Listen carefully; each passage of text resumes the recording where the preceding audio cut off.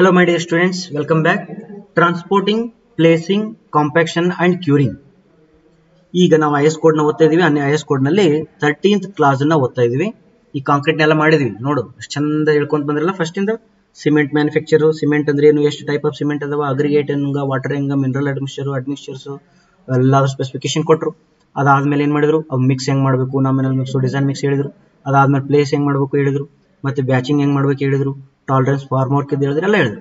ಈಗ ಏನ್ ಹೇಳ್ತಿದ್ರು, ಪ್ಲೇಸ್ ಹೇಳಿದ್ದಿಲ್ಲ, ಟ್ರಾನ್ಸ್ಪೋರ್ಟಿಂಗ್ ಮತ್ತು ಪ್ಲೇಸಿಂಗ್, ಕಾಂಪ್ಯಾಕ್ಷನ್, ಕ್ಯೂರಿಂಗ್ ಹೇಳ್ತಾ ಇದ್ರು. ಓಕೆ, ಆಕ್ಚುಲಿ ಕ್ಯೂರಿಂಗ್ ಅಷ್ಟೇ ಲಾಸ್ಟ್ ಇಡಬೇಕಿತ್ತು. ಟ್ರಾನ್ಸ್ಪೋರ್ಟಿಂಗ್, ಪ್ಲೇಸಿಂಗ್, ಕಾಂಪ್ಯಾಕ್ಷನ್ ಅನ್ನ ಇದಕ್ಕಿಂತ ಮುಂಚೆನ ಹೇಳ್ಬೇಕಿತ್ತು. ಇರ್ಲಿ, no problem, it's okay, will understand it. Transporting and handling. After mixing, concrete shall be transported to the formwork as rapidly as possible by methods which will prevent the segregation or loss of any of the ingredients or ingress of foreign matter or water, maintaining the required workability. RMC plant ನೋಡಿರಿ, ready mix concrete ಒಂದು lorry ಬರ್ತೈತಿ. ಸಣ್ಣ diagram ಆಗ್ತದೆ ಹೌದಾ. ಇದೊಂದು lorry ಇರ್ತೈತಿ, ಅಲ್ಲಿ ಒಂದು ಟ್ರಾಲಿ ಇರ್ತೈತಿ. ಟ್ರಾಲಿ ಹೊರಗಡೆ ಒಂದು ದೊಡ್ಡ ಹಿಂಗೊಂದು ಟ್ಯಾಂಕ್ ಇರುತ್ತೆ. ಇದಕ್ಕೇನಂದ್ರೆ ಇದಕ್ಕೆ RMC ಗಾಡಿ ಇದು.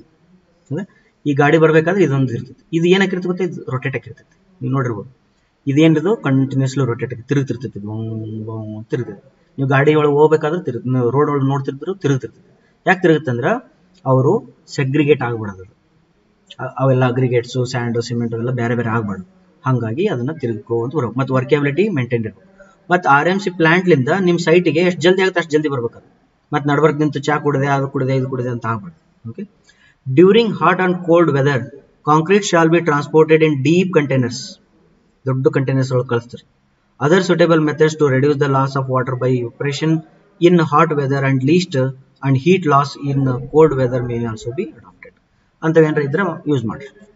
ಸರಿ, ನೆಕ್ಸ್ಟ್ ಪ್ಲೇಸಿಂಗ್. ಟ್ರಾನ್ಸ್ಪೋರ್ಟೇಷನ್ ಮುಗಿತಾ, ಅಷ್ಟೇ ಹೇಳ್ಯಾರು, ಭಾಳ ಇದು ಮಾಡಿಲ್ಲ. ವರ್ಕೇಬಿಲಿಟಿನ ಡಿಸ್ಟರ್ಬ್ ಮಾಡ್ಲಾರ್ದಂಗ ಟ್ರಾನ್ಸ್ಫರ್ ಮಾಡ್ರಿ ಅಂತ ಹೇಳ್ತಾರೆ ಅಷ್ಟೇ. ಪ್ಲೇಸ್ ಹೆಂಗ್ ಮಾಡ್ಬೇಕಂತ, ಕಾಂಕ್ರೀಟ್ ಶಾಲ್ ಬಿ, ಇಲ್ಲಿ ಭಾಳ ಚಂದ ಐತೆ ನೋಡು, concrete shall be deposited as nearly as practicable in its final position to avoid rehandling. The concrete shall be placed and compacted before initial setting of a concrete commences and should not be subsequently disturbed. Methods of placing should be such that to preclude segregation. The care should be taken to avoid displacement of reinforcement, movement of formwork. As general guidance, the maximum permissible free fall concrete may be taken as 1.5. Free fall ಅಂತ ಹೇಳ್ತಾರೆ. ಇದು ಭಾಳ ಚೆನ್ನಾಗಿರ್ತೈತಿ. ನನ್ನ height ಎಷ್ಟು, 1.5 metre. ಅದೇ ನಾನು ರಾಶಿ, ನಾ ಗಿಡ್ಡದೀನಿ, ಭಾಳ ಎತ್ತರಿಲ್ಲ. ಹೌದಾ, ನನ್ನ ಹೈಟ್ ಎಷ್ಟೈತಿ, 1.5 ಮೀಟರ್. ನಾ ಎತ್ತರನಿಲ್ಲ ಗಿಡ್ಡನಿಲ್ಲ, ಆವ್ರೇಜ್ ಹ್ಯೂಮನ್ ಬೀಯಿಂಗ್ ಎಷ್ಟು ಇರ್ತಲ್ಲ ಅಷ್ಟೇ. ಓಕೆ, ನಂದು 1.5 ಅಂತ ತಿಳ್ಕೊಡ್ರಿ ಹೈಟ್. ನನ್ನ ತಲೆ ಮೇಲೆ ಕಾಂಕ್ರೀಟ್ ಪುಟ್ಟಿ ಐತೆ ಅಂತ ತಿಳ್ಕೊಡ್ರಿ. ಈ ಪುಟ್ಟಿನ ಹಿಂಗೆ ಹಿಡ್ಕೊಂಡಿನಿ. ಹೌದಾ, ಈಗ IS ಕೋಡ್ ಪ್ರಕಾರ ನನಗೇನು ಪರ್ಮಿಷನ್ ಕೊಟ್ಟಾರವರು, ಇಲ್ಲಿ ಕಾಂಕ್ರೀಟ್ ಐತಿ. IS ಕೋಡ್ ಪ್ರಕಾರ ನನಗೇನು ಪರ್ಮಿಷನ್ ಕೊಟ್ಟಾರ, as general guidance the maximum permissible free fall of concrete may be taken as 1.5 metre. ಅಂದ್ರೆ ನಾ ಇಲ್ಲಿಂದನೇ ಈ ಪುಟ್ಟಿ ಹಿಂಗೆ ಒಳಿಸ್ಬಿಡ್ಬೋದು. ಈ ಪುಟ್ಟಿ ಹಿಂಗೆ ತಿರುಗಿಸ್ಬಿಟ್ರೆ ಕಾಂಕ್ರೀಟ್ ಅಲ್ಲಿಂದ ಇಲ್ಲಿ ಬೀಳ್ತೈತಿ. Okay, this is permitted. ನೀನೇನಾದರೂ 6 ಫೀಟ್ ಒಂದು ಲೇಬರ್ ಇದ್ದಂತ ತಿಳ್ಕೊ.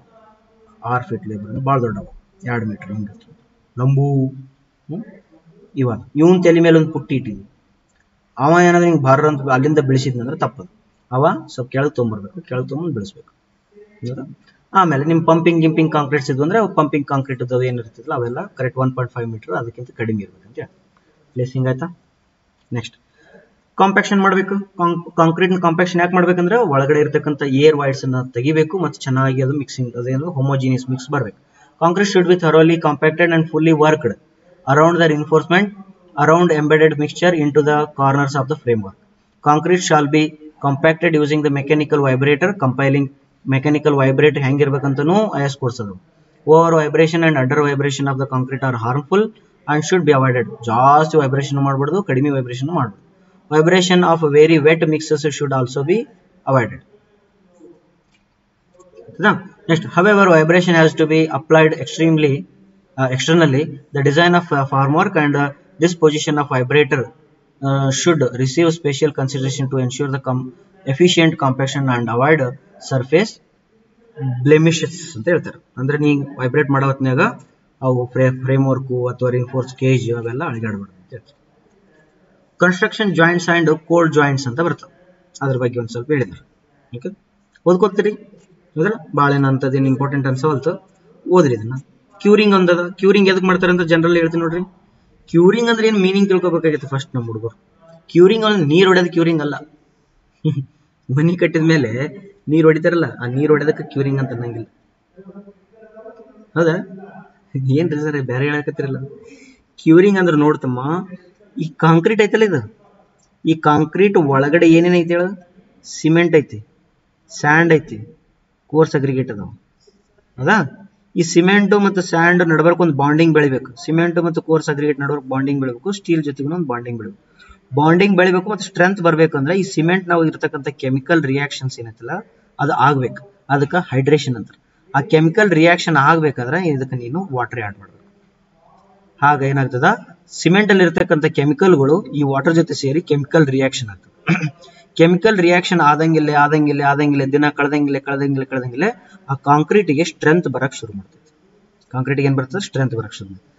ಈಗ ಕ್ಯೂರಿಂಗ್ ಅಂದ್ರೆ ಏನಂದ್ರ, ಈ ಕಾಂಕ್ರೀಟ್ ಮ್ಯಾನುಫ್ಯಾಕ್ಚರಿಂಗ್ ಮಾಡಿದ ಫ್ರೆಶ್ ಕಾಂಕ್ರೀಟ್ ನೀನು ಹಾಕಿದ ಒಳಗೆ ಏನ್ ನೀರಿತ್ತಲ್ಲ, ಈ ನೀರು ಹೊರಗಡೆ ಆವಿ ಆಗ್ಲಾರ್ದಂಗ್ ನೋಡ್ಕೋಬೇಕು, ಹೊರಗಡೆ ಎವಾಪರೇಟ್ ಆಗಿ ಹೋಗ್ಲಾರ್ದಂಗ್ ನೋಡ್ಕೊಳೋದು ಕ್ಯೂರಿಂಗ್. ಈ ಸರ್ಫೇಸ್ ಏನಾದ್ರು ನೀ ಡ್ರೈ ಬಿಟ್ಟಿ ಅಂತಂದ್ರೆ ಒಳಗಡೆ ಇರ್ತಕ್ಕಂಥ ನೀರ್ ಏನಾಗ್ತದೆ, ಹೊರಗಡೆ ಆವಿಯಾಗಿ ಹೋಗ್ತದೆ, ಎವಾಪರೇಟ್ ಆಗಕ್ ಶುರು ಮಾಡ್ತದೆ. ಎವಾಪರೇಟ್ ಆಗ್ಬಾರ್ದಂದ್ರೆ ನೀರನ್ನ ಯಾವಾಗ್ಲೂ ಕ್ಯೂರ್ ಮಾಡ್ತಾ ಇರ್ಬೇಕು, ನೀರ್ ಹೊಡಿತಾ ಇರ್ಬೇಕು. ಅವಾಗ ಏನಾಗ್ತದ, ಒಳಗಿದ್ ನೀರ್ ಒಳಗೆ ಇರ್ತದ. ಸೋ ದಟ್ ನೀ ಏನ್ ಎಕ್ಸ್ಟ್ರಾ ನೀರು ಹಾಕಕತ್ತಿಲ್ಲ, ಒಳಗಿದ್ ನೀರು ಒಳಗೆ ಇರ್ತದ. ಬಟ್ ಆ ನೀರು ಹೀಟ್ ಆಫ್ ಹೈಡ್ರೇಷನ್ ಗೆ ಸಪೋರ್ಟ್ ಮಾಡಿ ಸ್ಟ್ರೆಂತ್ ಗೇನ್ ಮಾಡ್ಕೊಂತ ಹೋಗ್ತದೆ. ಅಂಡರ್ಸ್ಟುಡ್?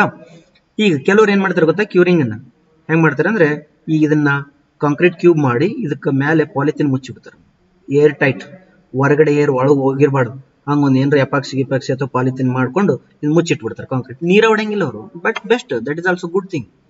ಕೆಲವ್ರು ಏನ್ ಮಾಡ್ತಾರೆ, ಒಂದ್ ಯಾವುದೋ ಒಂದು ಏರ್ ಟೈಟ್ ಕಂಟೈನರ್ ಒಳಗೆ ಇಟ್ಬಿಡ್ತಾರೆ.